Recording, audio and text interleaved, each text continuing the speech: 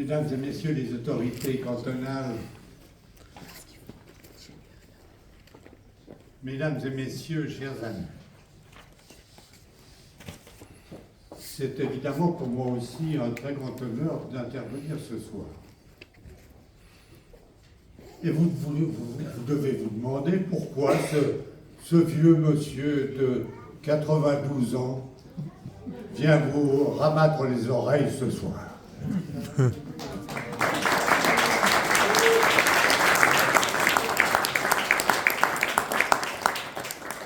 En fait, au risque de manquer de simplicité, je voudrais vous dire deux mots sur ma carrière. J'habite à Satigny, tout près d'ici, à 10 km, et j'y ai passé d'abord une carrière d'agriculteur-viticulteur, puis en lâchant le domaine familial, j'ai décidé de partir en Afrique et de me lancer dans l'archéologie. Alors je sautais de mon tracteur pour aller vite à l'université parce que je me suis rendu compte que sans un travail de fond, je ne serais pas pris au sérieux. Dès lors, j'ai passé des diplômes, je suis même devenu professeur, mais j'ai surtout une passion, celle de l'archéologie. Alors j'ai commencé à l'appliquer dans la région, à Genève, dans l'histoire de Genève. J'ai fouillé la cathédrale de Genève. Puis j'ai été au Liban, j'ai été en Jordanie, j'ai été dans plusieurs pays. Et finalement, comme j'avais travaillé sur l'égyptologie, je me suis dit, je vais aller en Égypte, et puis je vais travailler en Égypte. Parce que là, c'est plein d'histoires, et ce sera magnifique et très intéressant. Puis quand j'ai commencé à faire des démarches pour aller en Égypte, je me suis rendu compte que ce serait très difficile, et qu'il faudrait un institut, une université derrière moi pour arriver à aller travailler en Égypte.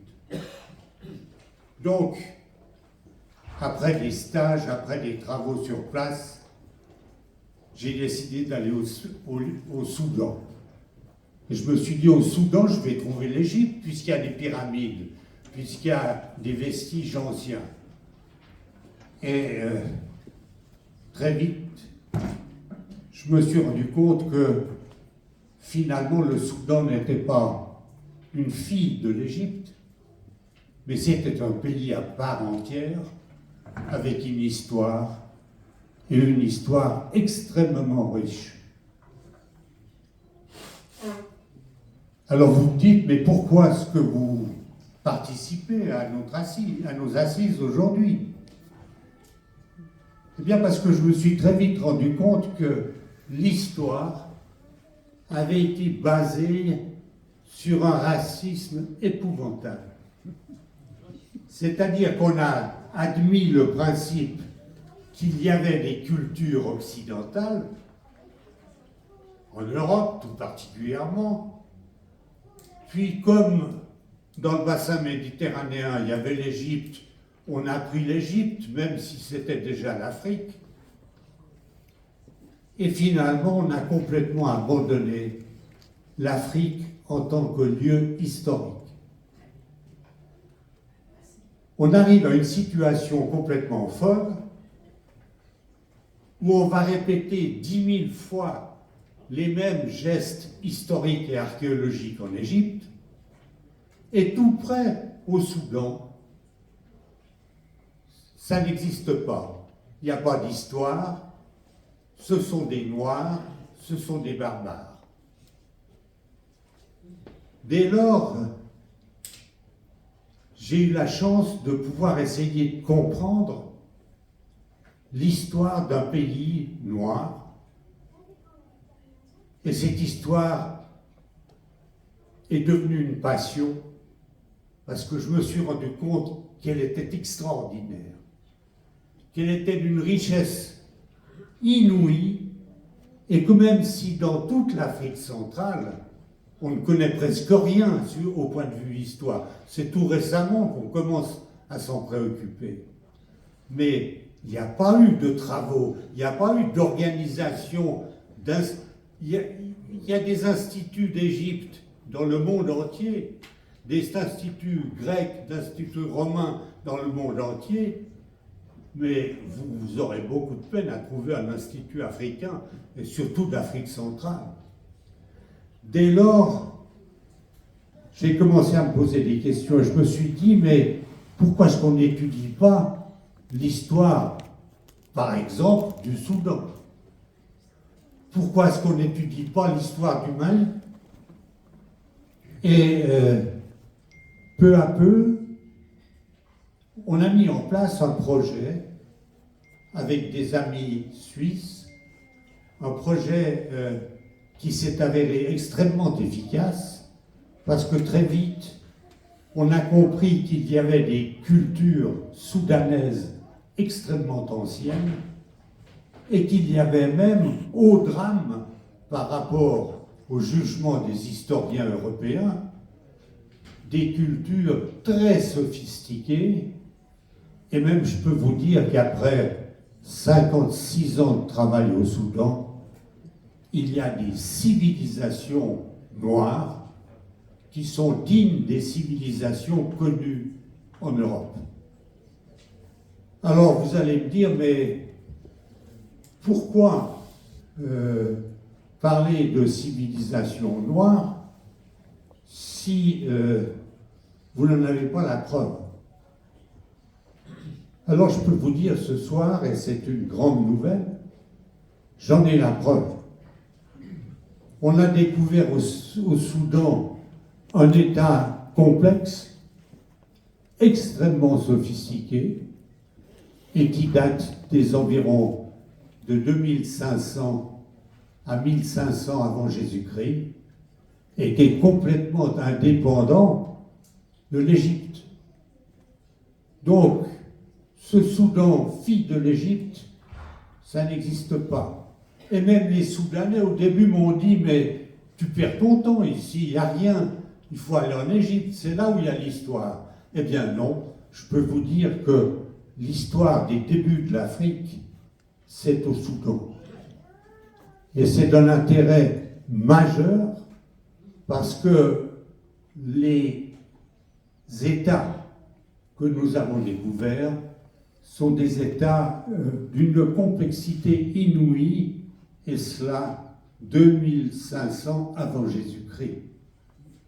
Donc on peut être très fier et se dire qu'en Afrique, il existe une civilisation que nous avons découverte, mais il y en a sûrement d'autres. Et je dois dire que ce soir, mon message s'adresse non seulement aux spécialistes européens ou américains, mais surtout aux spécialistes africains, parce que l'avenir de la recherche historique est dans les mains des Africains. Et cet avenir, il a commencé parce qu'il y a déjà, par exemple, au Soudan, malgré la situation abominable dans ce pays, qui d'ailleurs a des difficultés par pays interposés, puisque vous savez que les milices sont payées par les pays du Golfe, par Poutine indirectement, la Russie, et que les bagarres existent entre Sisi, le dictateur de l'Égypte, et ces milices qui sont intervenues au Yémen.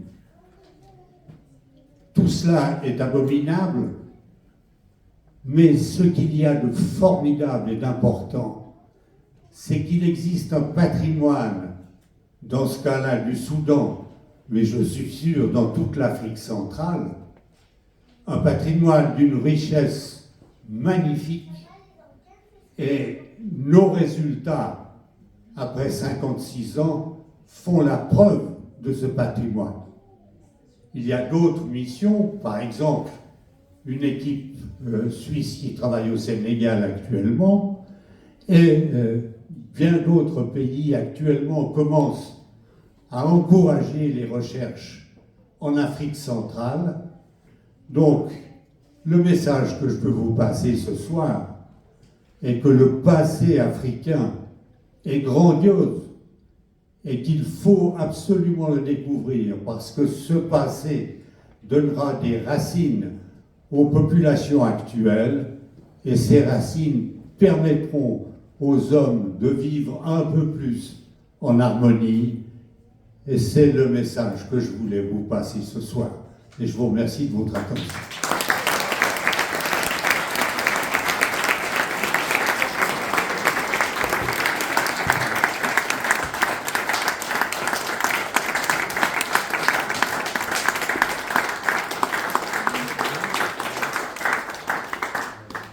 Merci beaucoup, Monsieur Bonnet. C'est vraiment un honneur pour nous de vous avoir ce soir. Alors, je ne voudrais pas m'engager à la place du directeur de l'UPAF, mais je pense que nous serons ravis de vous avoir pour une plus longue session, pour une conférence au sein de l'UPAF sur votre parcours et tout ce que vous avez découvert. Et c'est vraiment un plaisir pour nous de vous avoir ce soir. Merci beaucoup.